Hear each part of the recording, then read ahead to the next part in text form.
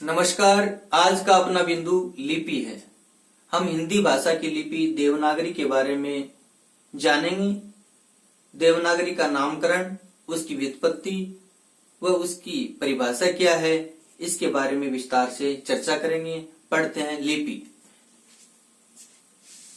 लिपि की परिभाषा: मुख से उच्चारित ध्वनि को जिस सांकेतिक चिन्ह के द्वारा व्यक्त किया जाता है उसे लिपि कहते हैं।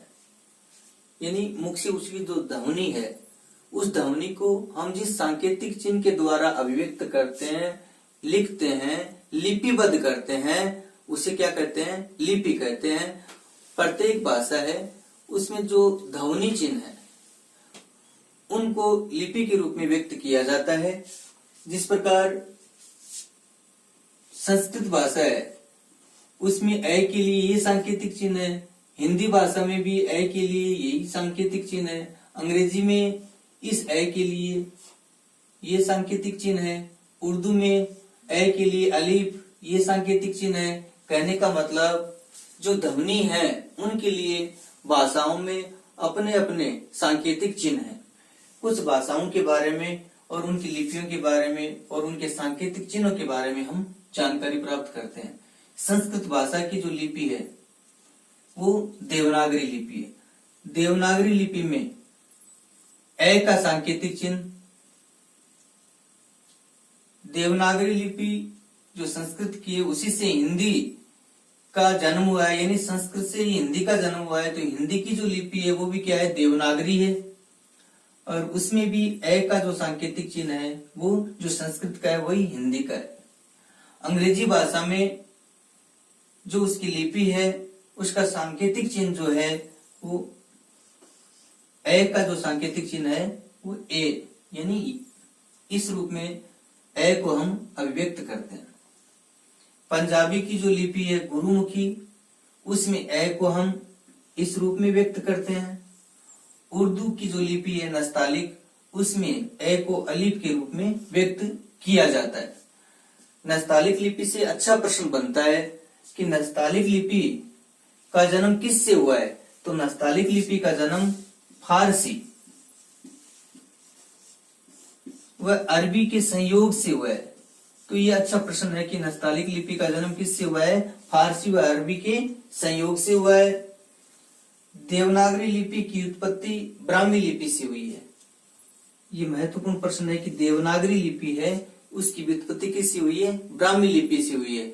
ब्राह्मी लिपि का प्रचलन भारत में 3वीं-4वीं शताब्दी में देखा जाता है और ब्राह्मी लिपि है वो बाईं ओर से दाईं ओर लिखी जाती है।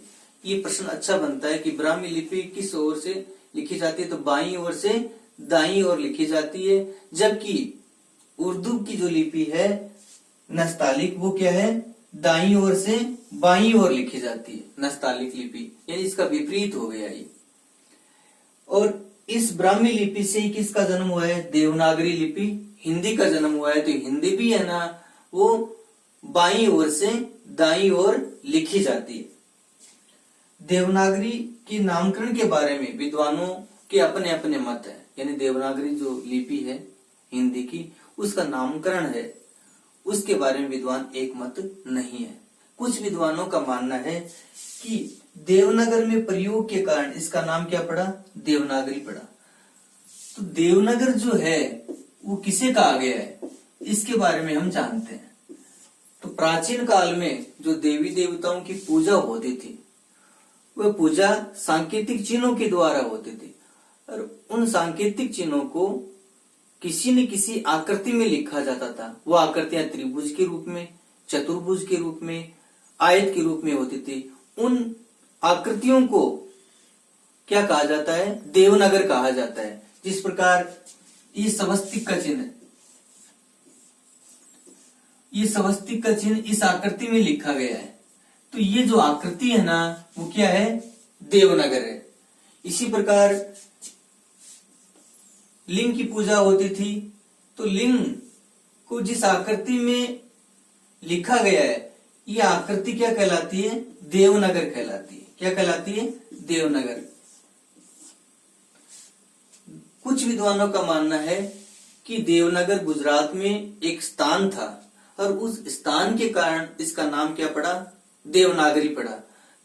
तो देवनागर स्थान की पुष्टि जो गुजरात का शिलालेख 706 ईस्वी में लिखा गया इस बात की पुष्टि करता है। तो 706 ईस्वी का गुजरात का शिलालेख इस बात की पुष्टि करता है कि देवनगर नाम का स्थान गुजरात में था और उस स्थान के कारण इसका नाम क्या पड़ा, देवनागरी पड़ा।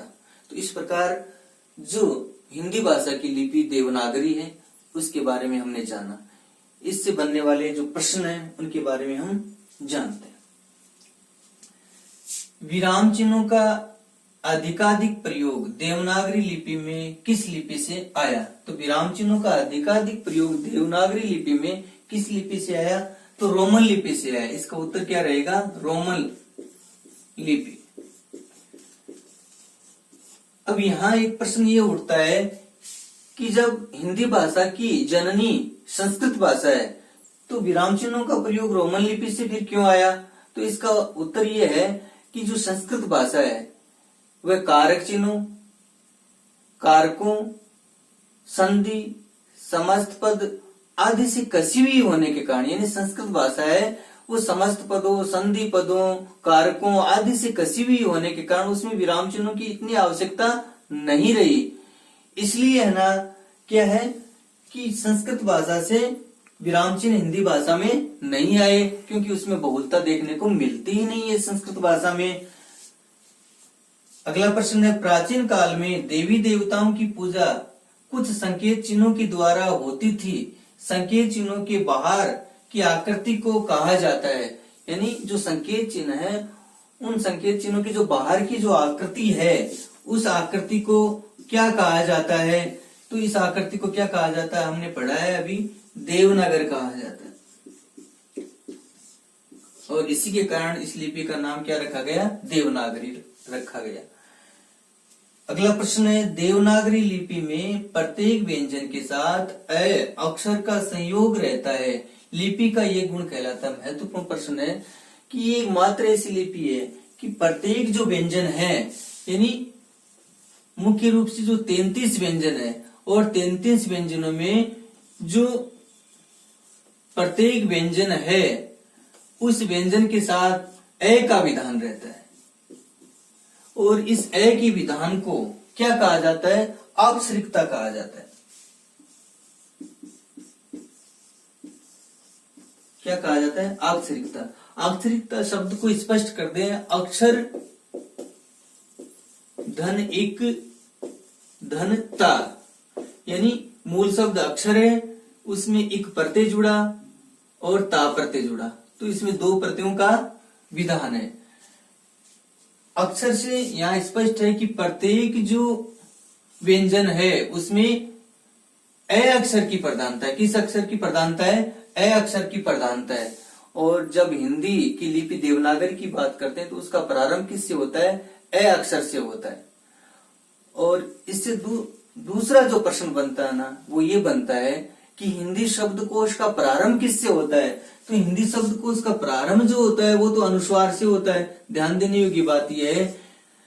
और हिंदी की लिपि का प्रारंभ किससे होता है, अ अक्षर से होता है।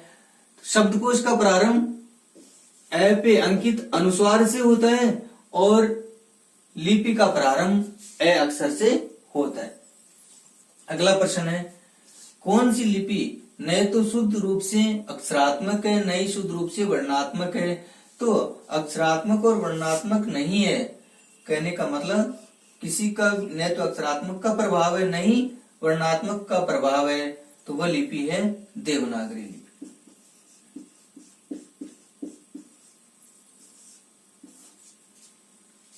इसके बाद में अगला प्रश्न है, देवनागरी लिपि लिखी जाती है तो देवनागरी लिपि जो लिखी जाती है वो बाईं ओर से दाईं ओर लिखी जाती है, बाईं ओर से दाईं ओर लिखी जाती है। एक बार पुनः चर्चा कर लेते हैं, उर्दू है वो दाईं ओर से बाईं ओर लिखी जाती है।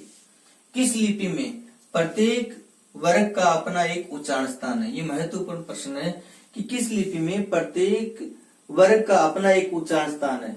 यह ध्यान देने योग्य बात है कि हिंदी भाषा में जो वर्ग है ना वो कितने हैं, 5 वर्ग है। क, च, ट, त और प। तो क वर्ग है उसका उच्चारण स्थान क्या है? कंठ है। च वर्ग है उसका उच्चारण स्थान क्या है? तालु है। ट वर्ग का उच्चारण स्थान मूर्धा है। त वर्ग का उच्चारण स्थान दंत है। प वर्ग का उच्चारण स्थान ओष्ठ है। ये इसकी विशेष बात रही कि प्रत्येक वर्ग का एक अपना क्या है? उच्चारण स्थान है। वो किस में है? हिंदी भाषा में है, देवनागरी लिपि में है, और ये संस्कृत भाषा में भी देखने को मिलता है। देवनागरी लिपि में कितने वर्ग हैं? तो वर्ग की बात करते हैं तो 5 वर्ग हो गए, क, च, ट, त और प, 5 वर्ग हो गए। देवनागरी लिपि में कितने लिपि चिन्ह है? अगला प्रश्न यह है कि देवनागरी लिपि में लिपि चिन्ह कितने हैं? तो इसका उत्तर जो रहेगा वो क्या रहेगा? 52 या 52 से अधिक। यदि विकल्पात्मक प्रश्नों में विकल्प ये आता है 52, तो हमें उत्तर 52 ही देना है। अगर उसमें ये लिखा है कि 52 या 52 से अधिक, तो हमें उस विकल्प को सही करना है। इसकी विशेष बात, ये लिपि जैसी बोली जाती है वैसे ही लिखी जाती है। ये देवनागरी लिपि की सबसे महत्वपूर्ण विशेष बात ये रही कि ये लिपि जैसे हम बोलते हैं, अभिव्यक्त करते हैं, उसी रूप में हम लिखते हैं। तो आज हमने पढ़ा लिपि के बारे में, उसके नामकरण के बारे में जाना, उसकी व्युत्पत्ति के बारे में जाना। कल आपके सामने एक नया बिंदु लेकर के उपस्थित होंगे। धन्यवाद।